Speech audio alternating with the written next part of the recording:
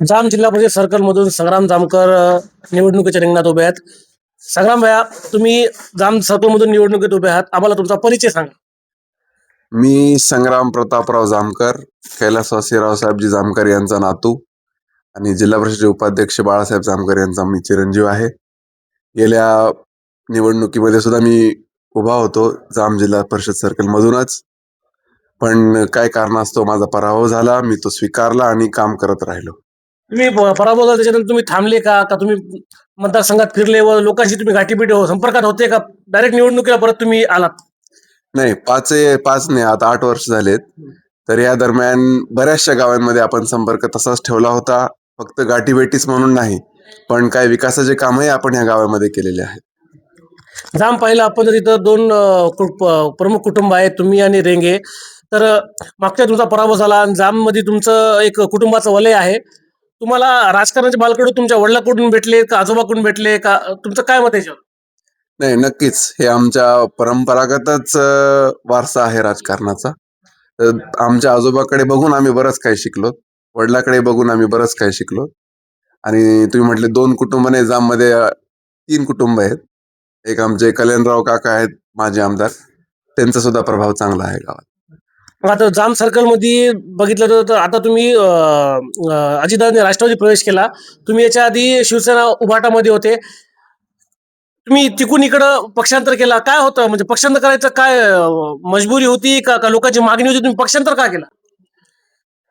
आता शिवसेना उद्धव बाळासाहेब ठाकरे गटाचे जे नेते आहेत आणि म्हणजे खासदार आहेत, आमदार आहेत आणि जिल्हा प्रमुख आहेत, या सर्वांच्या मते माझ्यापेक्षा एखादा सरस उमेदवार त्यांना मिळाला असेल कदाचित, म्हणून माझं तिकीट काटलं गेलं.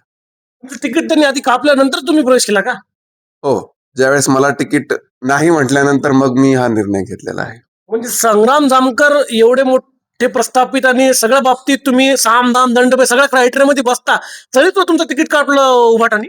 येस, आम्ही सक्षम असून आमचं तिकीट काटलं म्हणून हा निर्णय आम्हाला घ्यावा लागला. आम्ही तर ऐकलं की आमचे आमदार राहुल पाटील जे तुमचे नातलग लागतात, तरी त्यांनी मग शेवटी पक्षांना त्यांनी समोर ठेवलं आणि नातलगाला बाजूला केलं का? नाही, तसं काही म्हणता येणार नाही. आता ज्या पक्षामध्ये आपण काम करतो त्या पक्षाचे काही प्रोटोकॉल असतील, काही नियमावली असतील, तशा हिशोबाने काम करावं लागतं. संग्राम भैया, तुम्ही आणि तुमचा परिवार एक वेगळ्या विचारधारेच्या पक्षात होता. तुम्ही फक्त एकटेच शिवसेना उभाटात गेलते. तरी तुम्ही एवढं करून आणि तुमचे जे काका आहेत, तुमचे वडील आहेत, त्यांची एक पार्श्वभूमी आहे, त्यांचा एक तुमचा एक वारसा आहे आणि तुम्ही एका सेक्युलर विचारधारेच्या पक्षासोबत होते आतापर्यंत. मग तुम्ही शिवसेनेत गेले. मग तुम्हाला असं वाटतं का कुठं तुम्ही चूक केली ती पक्ष बदलून शेवटी तुम्हाला परत सौघरी परत यावं लागलं? नाही, असं काही वाटत नाही मला. आपण जो निर्णय घेतो त्याच्या मागे आपण ठामपणे राहायलाही पाहिजे. काय सर्कमस्टन्सेस असतात, परिस्थिती असतात, त्यामध्ये त्याचा बदलाव करावा लागतो. बरं, आता ही निवडणूक सोपी राहिली नाही. तुमच्या जाम सर्कलमधून उभाटाचा उमेदवार आहे, भाजपचे उमेदवार आहेत आणि काँग्रेसही आहे आणि तुम्ही सुद्धा आहात.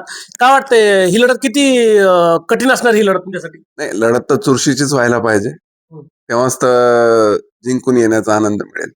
अजितदादांची राष्ट्रवादीच का निवडली? तुमच्याकडे भाजपही ऑप्शन होता. सत्ताधारी मोठा पक्ष आहे, जगातला देशातला सर्वात मोठा पक्ष आहे. राज्यात सत्ता, केंद्रात सत्ता, परभणीत त्यांचे पालक. तुम्ही भाजप का निवडला नाही?